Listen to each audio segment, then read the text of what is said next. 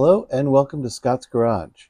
The other day, a few days ago, I got this message on my phone.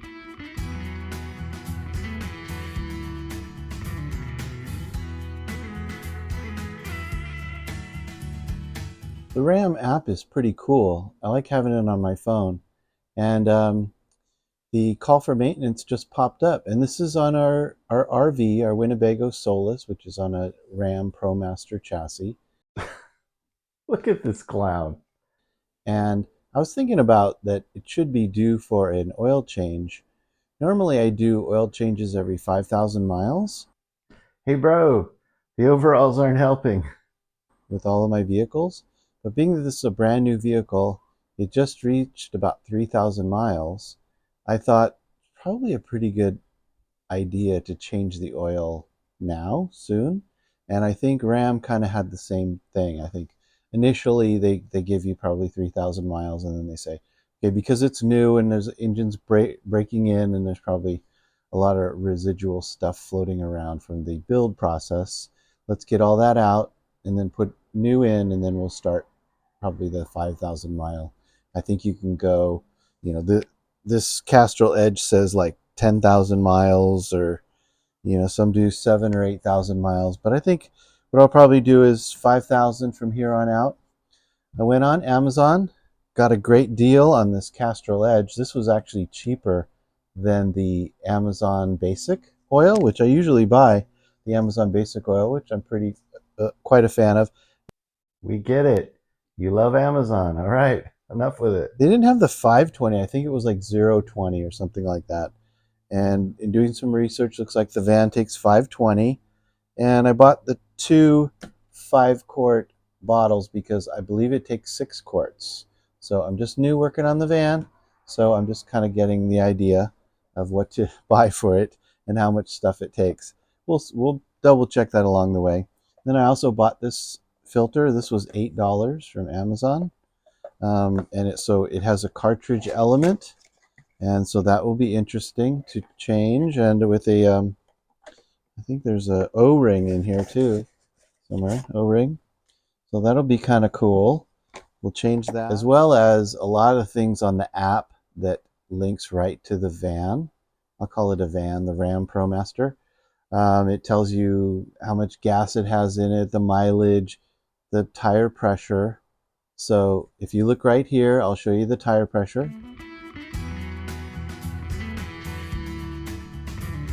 See right from my phone that the tire pressure is more or less in the ballpark. It's supposed to be 65 in the front and 80 in the back. These are heavy duty tires.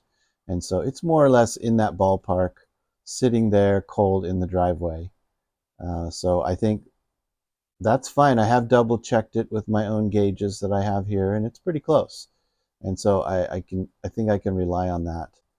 I don't think I need to do air filter, fuel filter, some of the other things, like lubing the chassis and the steering components and the things like that, checking the brakes. These are a bunch of things that I would normally do, which you saw me do kind of on Emily's Toyota Matrix. Don't really need to do any of that. So let's get started. I've talked too much already. Let's see if we can wind this up quickly.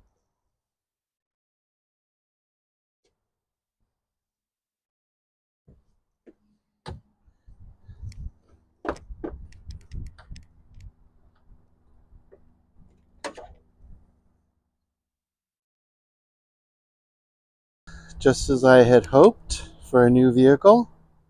Very clean, brand new. So we have coolant. Looks like red coolant, which I didn't know that Dodge used red coolant.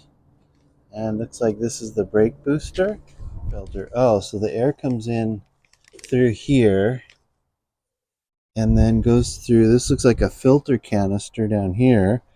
It looks like changing that is something, is a bit of something. And then let's add some windshield washer fluid. And I can't really see the belts, but I guess that's okay. Well, I have a problem, a little bit of a problem. The internet was wrong when I looked at some oil changes for, I think it was just a few years before this, maybe like a 2019, it had 5W20. Now this has 0W20, which is kind of funny because that's what Amazon Basics, that's what they said that I should get. So I guess the internet was wrong, but Amazon was right. You're a genius, Gump. I'm going to check my other car and see if I can use the 520. If not, I'll probably just use the 520 one time and then we'll switch back to the 020 in the future. I don't think it's that big of a deal. Okay, and I don't know whether you can see, but way back here, this is the oil filler. Behind that is, I believe, the oil filter. So in order to keep from dropping anything down in there, because I'm going to be working around here, I think I'm going to put this back on. Just until I'm ready to fill. I might crack it just so it has some ventilation, and then do that later. So I checked the Yaris. It uses 5W30. Of course, the Tesla doesn't use any. I think the Matrix is also a 530. Being that this previous versions of this engine used the 520, I think it's probably okay versus the 020. I think I'll go ahead and use the 520 and then in the future switch over to the 0. I think that'll be fine.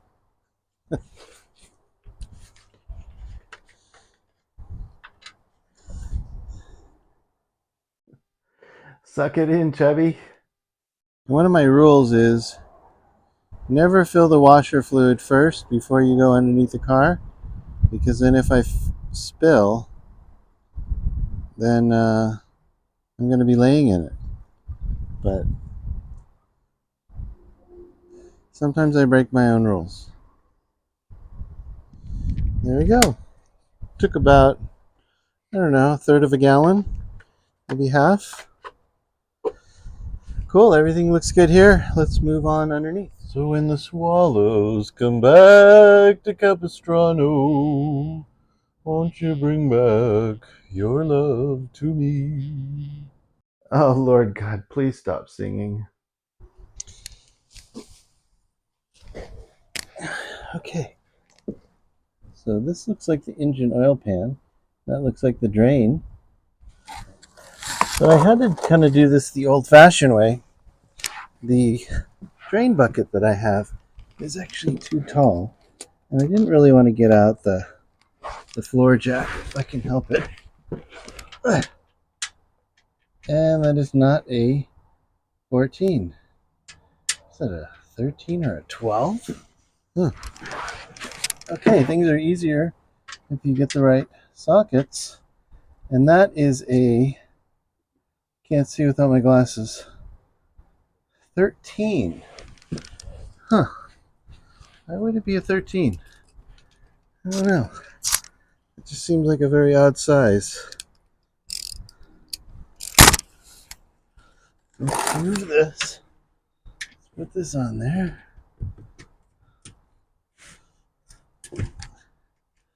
Oh, that wasn't very tight.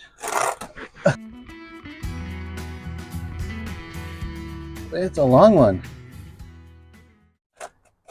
Don't say it. That's what she said. Doesn't look like there's any metal on there. I assume that this is a magnetic tip. And it looks like the gasket is in good shape. So I think we can probably reuse that. Now I saw from the internet, looks like the guys that knew what they were doing, put down a towel here because I think when you pull that up, it dribbles. That's what she said. All through here. I should probably put one over here on the front of the van as well. Well, I'm going to say that that's good.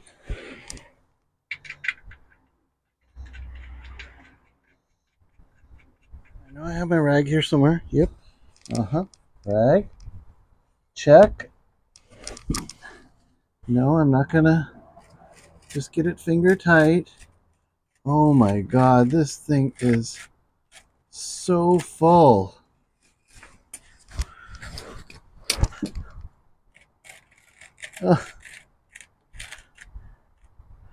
I'm really trying not to make a big mess. That really wasn't very tight.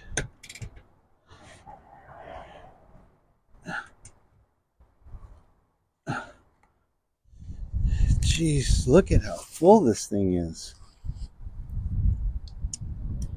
Yeah, 0W20. I was afraid of that. All right. So, what I discovered is 15/16. It's perfect. This little adapter allows me to adapt it to my 3/8 socket. Put that in the pocket. I'm going to tighten that just for now, just so I don't get anything in there. Okay. They said this was difficult.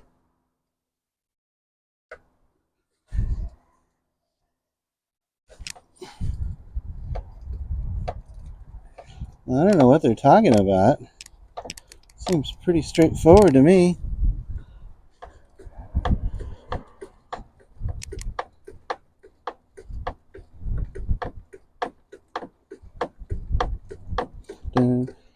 I've been working on. Oh, Lord God, please stop singing. Here's my setup.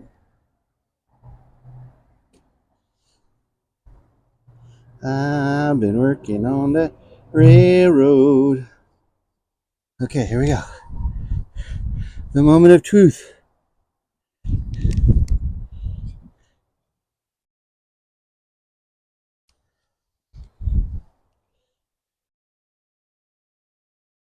Well, that wasn't so messy. Dirty. It's a dirty sucker.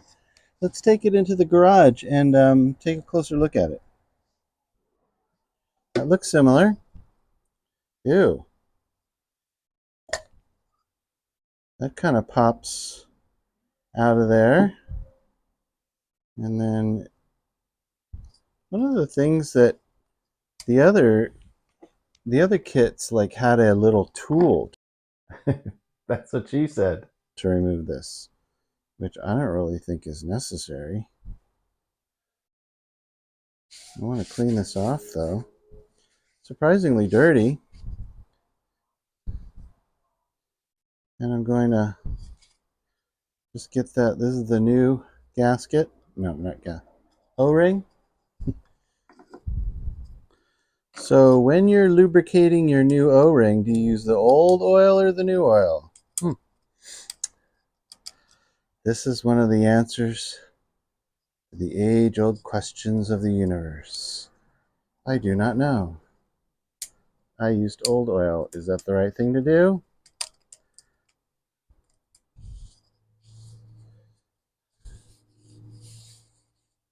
Nice. Then I think we just snap that in there. And then we go and put that in there. Let's go do it. Okay, this should be easy. I don't really need that anymore. And it's nice that they put like sort of a detenty thing to hold the filter in place. That's pretty cool.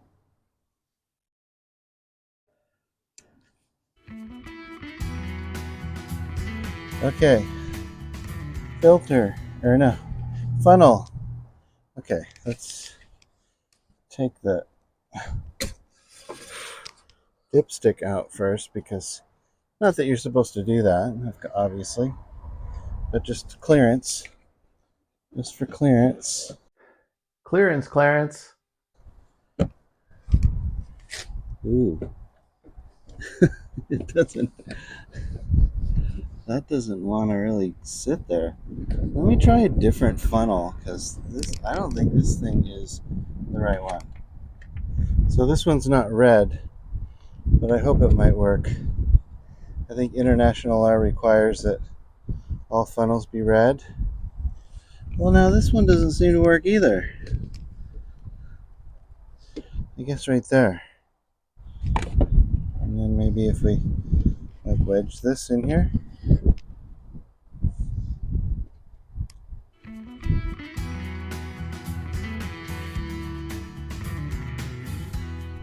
So what I'm looking for is quart down to 4.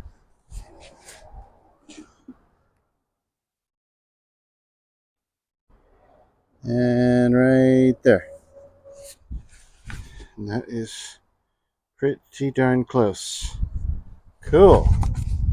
Okay, I'll let that drain for a little bit, and then we'll check the oil.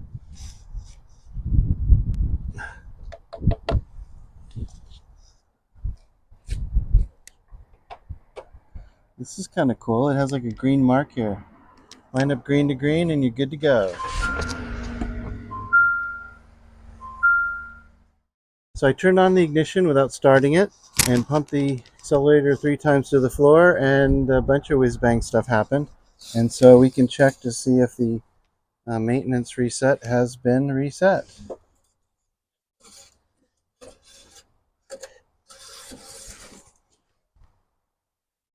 That is right there.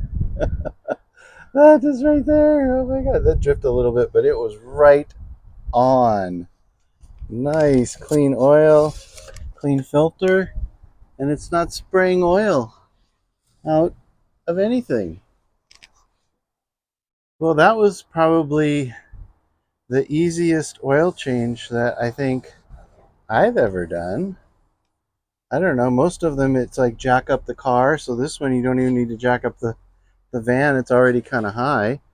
And most of them there's some challenge over the other, getting to the oil filter or getting it out or getting it in, and this thing was just really easy. Yeah, so I think we're all done. I'm going to check my app on my phone, the RAM Promaster app, and make sure that the maintenance notice has been cleared. But I think that just about does it for this project and another episode of Scott's Garage. Thanks for watching. Wonder what other videos this guy has.